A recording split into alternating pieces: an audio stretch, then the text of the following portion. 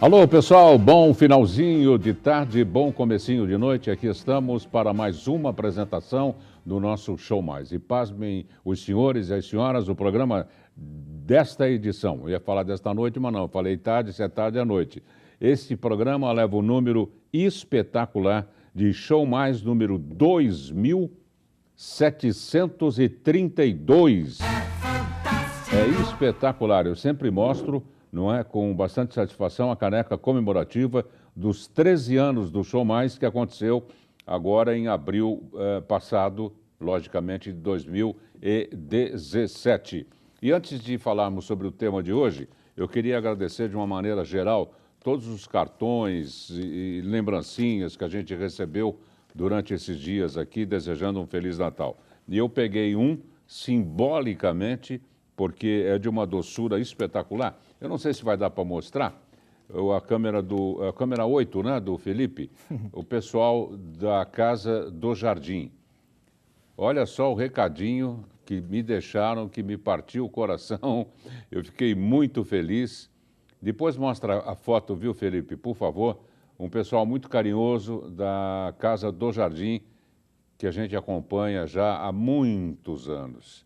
Eu acho que quando a gente chegou aqui na TV Mais e o diretor-presidente Carlos Carreiras, que dá a maior força também para a Casa do Jardim, aquela primeira leva de crianças, acho que já está tudo adulto, já tem 15 anos, com quem estão casados, com filhos, não é? Já se formaram, essa coisa toda, e a gente fica muito feliz. Bom, vamos falar do tema desta noite, contando sempre com a participação dos nossos amigos telespectadores pelo www.tvmaisabc.com.br, tem o contato @tvmaisabc.com.br e tem o Facebook facílimo, Facebook/TV Mais ABC. Você pode participar também, repito, pelo www.mais-devagar.tvmais, o mais é por extenso, mais.com.br.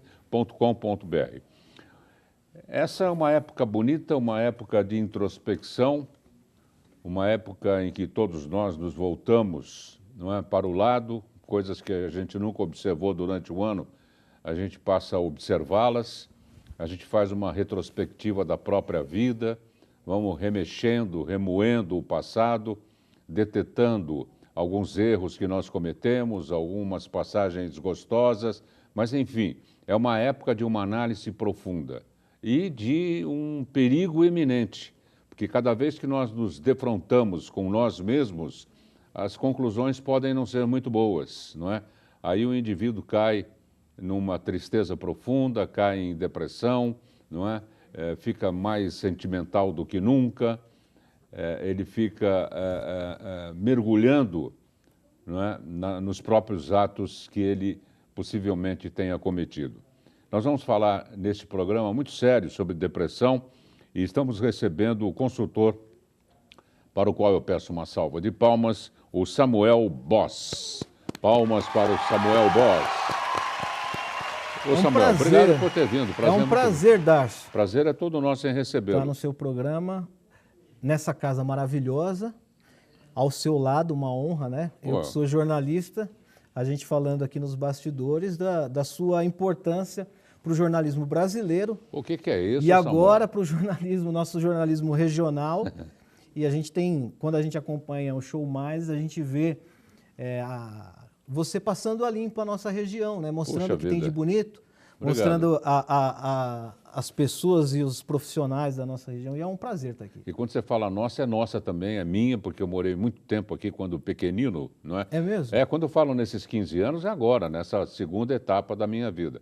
Mas eu cheguei em Santo André da Borda do Campo, não é? Na época da CTBC, Companhia Telefônica da Borda do Campo, eu tinha 4, 5 aninhos de idade, não é? E saí para a vida aos 20 anos. Então fiquei um bom tempo aqui. Fiz o ginásio no Grupo Escolar Dr. Carlos de Campos, ali era a saída para Petroquímica, lá para Mauá. Fiz o ginásio no Duque de Caxias, estudei no Estadual de São Bernardo. E morava em qual bairro? Estudei em na Vila Meroton. O Meroton. Ali em frente ao Atrium. em frente ao átrio. Eu passo lá, ainda tem muitas árvores e dá para reconhecê-las.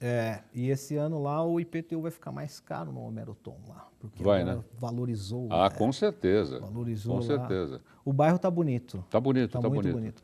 E como você disse sobre o Natal, o Natal é essa época que a gente faz um pensamento introspectivo e é também uma data em que os índices de suicídios aumentam ou as tentativas, né, por conta desse momento familiar, e a depressão se aguça um pouco mais nesse período. É porque nem todos nós temos eu diria capacidade, mas a capacidade no sentido de aguentar, não é, ver à distância, porque o passado está longe, mas a gente vê o passado, né? Claro. E chegar a conclusões positivas e se auto-explicar, se auto-perdoar, se auto-motivar, não é? Tem pessoas que caem realmente em depressão. A depressão, né, do ponto de vista científico, ele tem uma questão de predisposição genética, né, que pessoas podem ter a depressão, ela tem uma predisposição genética, mas há também os fatores externos, né? E hoje a gente tem isso muito mais aprofundado, porque a gente não vive num mundo de uma correria tamanha, né? De uma cobrança tamanha, que esses casos estão pipocando e a gente está vendo cada vez mais casos de depressão, né? E cada vez menos a gente vê campanhas falando sobre isso, né? Nós temos o Outubro Rosa, o Novembro Azul, mas nós não temos ainda uma campanha que fale sobre depressão, que fale sobre... Sabe por quê, Samuel? Parece que ela não existe, né? Só parece, né? E geralmente a depressão é aquela doença que é a mais vergonhosa de todas. Então a pessoa ela vai ao máximo tentar dizer que não tem, esconder isso das pessoas mais próximas, da família, e ao mesmo tempo esconder de si mesmo, até o momento que ela não aguenta, né, a pressão tamanha, porque é uma doença muito... ela afeta corpo, alma e espírito, né? Claro. Porque a mente não está boa, o corpo não está bem, cabeça não está boa, a alma também entristece. E nesse momento que vai procurar uma ajuda, mas aí já está num quadro bem avançado, né? O que é difícil, porque aí você tem que tratar de forma emergencial para depois começar um tratamento terapêutico. Claro. E é uma época que você tem de tirar tudo de letra, porque nunca nós teremos à mesa, né, no Natal, à mesa na virada de ano, todas as pessoas com as quais a gente gostaria de estar, porque muitos já se foram, muitos moram longe, muitos não se dão com um ou outro da mesa, então faz aquela pressão, não é? Mas você tem de se impor, você tem que fazer o seu papel, convidar, convidando, receber, recebendo, e vem quem se achar à vontade. Não é? E a gente, eu tenho uma visão, né, eu sou cristão evangélico, né, e eu tenho uma visão sempre voltada pelo evangelho em relação a essas questões, né? Hoje nós estamos numa época de um egoísmo tamanho, né? As músicas já são assim, né? Eu vou vencer, o beijinho no ombro, que é a expressão máxima da nossa época, né? Não importa os outros. Se você não ficar comigo, azar seu. Azar seu, eu vou procurar outro. Então, assim, é um egoísmo exacerbado de que ninguém precisa mais de ninguém. E as coisas que se pegam têm mais valor do que as coisas que não se pegam, ou as coisas que a gente precisa ter dentro da gente, né? Então, a gente está valorizando muito as coisas materiais e deixando de lado as coisas que realmente importam. E isso está acontecendo não só no mundo secular, mas dentro das igrejas também. A gente teve uma mudança muito forte. Você pega a década de 70, 80, onde, seja cristão ou católico, quando havia uma imagem de um jornal nacional num sertão pernambucano, a fé daquelas pessoas, mesmo passando por um momento de dificuldade, de seca, de fome, morrendo o gado, tinha uma fé, tinha lá um santo, tinha uma pessoa fazendo oração. Aqui em São Paulo, da mesma forma, as pessoas que moravam em comunidades, em favelas, tinham uma fé, né? Hoje em dia, e a igreja dizia para elas que assim, olha, nós vamos passar aflição nesse mundo, mas nós temos a esperança de um dia morar no céu, onde é o local onde não haverá choro. De repente, isso muda na década de 80 para 90, quando entra a teologia da prosperidade, que diz que para a gente ter a felicidade abundante, a gente pode ter. E Deus pode dar aquilo que o mundo tem para oferecer. Então as igrejas passaram a oferecer as coisas que estão aqui e esquecer um pouco da espiritualidade daquilo que há de vir. Então a igreja passou a dizer assim, olha, você pode ser empresário, você pode ter o carro do ano. E se não tiver, as pessoas que estão naquela comunidade já te olham de uma forma... Olha, você não alcançou porque acho que você não tem a fé. Para usar uma palavra bem moderninha, duas, aliás, passaram a se preocupar mais com hardware do que com software. Com software. E Jesus veio, mesmo tendo criado o hardware, ele cuidou do software. Com certeza. Porque... E Deus-nos a capacidade, não é, do livre-arbítrio. Do livre-arbítrio. E tem uma passagem interessante que eu falo sempre assim, Jesus é o maior terapeuta que tem, e ele falou sobre todos os assuntos, todos os assuntos. E um dos assuntos que ele fala é o que a gente está vivendo hoje, que é essa correria. E ele está falando sobre o software, dizendo assim, olha, vamos melhorar o que a gente tem dentro da gente. E ele está aqui, só que tem uma mulher que estava preocupada em limpar as coisas e fazer comida e tal, que era Marta, as duas irmãs, Marta e Maria. E ele diz para Marta, Marta, estáis ansiosas, já falando de ansiedade há 2000 anos atrás. Que é um outro problema também. Que é um dos problemas que desencadeia a depressão. Você está ansiosa, você está preocupada com as coisas que vão bagunçar novamente. E eu estou falando de algo aqui que vai ficar para sempre para você, que é melhorar por dentro, né? E é o que as pessoas precisam. Só que interessante que é nessa época, no Natal, que as pessoas começam a pensar nisso, de dentro. Toda outra época está pensando o exterior, como conquistar, como pagar, como mostrar que conquistou. Aí chega no Natal, aí reflete para dentro. Tem gente que não aguenta, né? Essa reflexão. Né? Temos problemas seríssimos com isso. Quando na realidade, repetimos, né, é uma data bonita. Não é? Linda. A pessoa tem de ter realmente os pés firmes, a cabeça mais firme ainda, não é? E compartilhar com os seus. A gente tem uma data familiar, né? Para muitos é uma data feliz, para outros essa data, como eu disse... Aqueles que tiveram perdas, né, durante um ano. Sim, e é a época que se aumenta bastante o índice de suicídio por conta da doença, que é a depressão, que é uma doença seríssima, que as pessoas têm um preconceito enorme de debater. Já há um preconceito fora do circuito religioso e dentro do circuito religioso ainda muito mais. Agora eu falaria para você, Samuel, olhai para frente e verás o que deve acontecer. Fez essa leitura? Tem um break. Nós vamos para um rápido, aqui está no teleprompter do break, né? Aqui é Miami, a gente fala só inglês, aqui é break. Eu sei como que é. Então a gente volta em seguida, nós estamos brincando um pouquinho, porque o tema é pesado. Pesado, mas a gente pode porque falar com leveza. Cada um recebe de um jeito também. Exatamente. Não é? Exatamente. Que estão, de 1 a 10, um que está no grau 3, um que está no grau 8. Então devemos nos preocupar bastante com as mensagens que a gente tenta passar de otimismo para as pessoas, não é? Darcio, mas ser otimista, eu tive um problema esse ano, eu perdi fulano, perdi ciclano. Even so, né, diria Barack Obama, mesmo assim... É o fim de todos nós. É o fim de todos nós, não é? Eu vi na televisão hoje, no exterior, um casal que está junto num asilo, um casal de 80 e poucos anos, vai ser separado esse casal, porque o homem precisa de um tratamento especial e tem que ir para um outro tipo de asilo. Eles vão passar o final de ano separado. Então estão fazendo de tudo lá para isso não acontecer.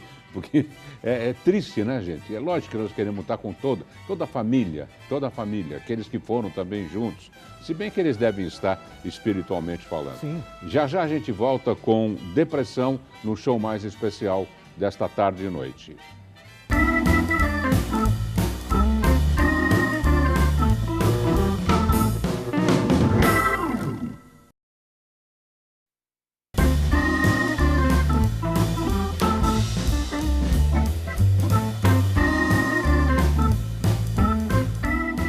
Atenção, a TV Mais adverte. O programa Show Mais causa dependência cultural. Pronto, já estamos de volta com o tema depressão, um tema interessante, importante, repetimos, principalmente nessa época do ano, numa época de leitura, não é? Do que nós fomos, do que nós somos, do que nós fizemos, não é? As pessoas com as quais a gente se desincompatibilizou, não é? Dá uma vontade de telefonar e pedir desculpas, faça isso, tudo que for bom para você, tudo que for para o bem, para o amor, para a delicadeza, para a gentileza, tem que ser feito. Tem que ser feito. Maravilhoso é a entrada aqui do programa, que é o som das Big Bands, né? Opa, tradicional. As tradicionais Big Bands. Por né? causa do 77DX aqui, E esse RCA Vito do pós, não é pós-guerra, não. Entre a Primeira e a Segunda Guerras Mundiais, usou-se muito esse RCA Victor.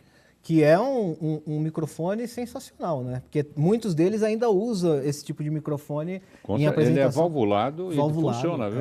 Funciona? Maravilha. Você estava dizendo, Dárcio, sobre a questão dessas pessoas se perdoarem.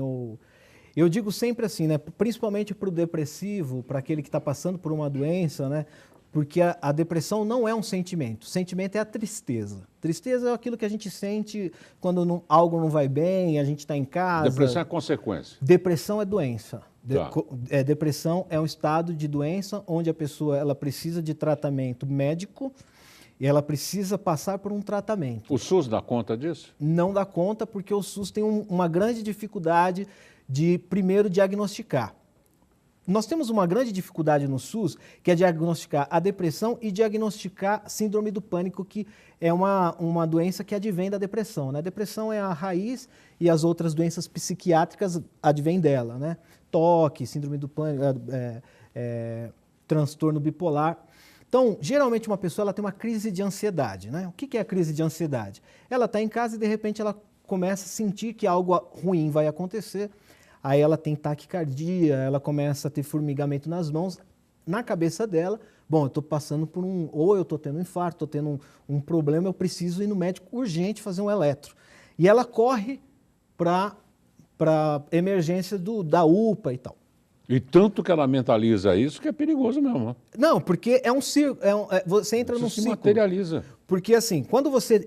o que acontece quando a pessoa tem uma crise de ansiedade? Ela imagina que algo vai acontecer de ruim, automaticamente o cérebro se prepara. É como você vê um pitbull na rua. Você vê um pitbull, o cérebro se prepara, joga... É o famoso... Opa, joga adrenalina no seu sangue, adrenalina no sangue prepara o coração porque você precisa correr. É o hormônio do que você precisa agir. Então, esse hormônio jogando no sangue, você começa a ter taquicardia e começa você a achar, poxa, o batimento aumentou, faz aferimento da pressão, está alta, corre para a UPA ou para uma emergência. Chegando lá, faz o eletro, não tem nada. Diz, não, é estresse. Essa pessoa volta, mas ela já volta com medo de ter aquilo de novo. Ela já está tendo o processo do transtorno do pânico.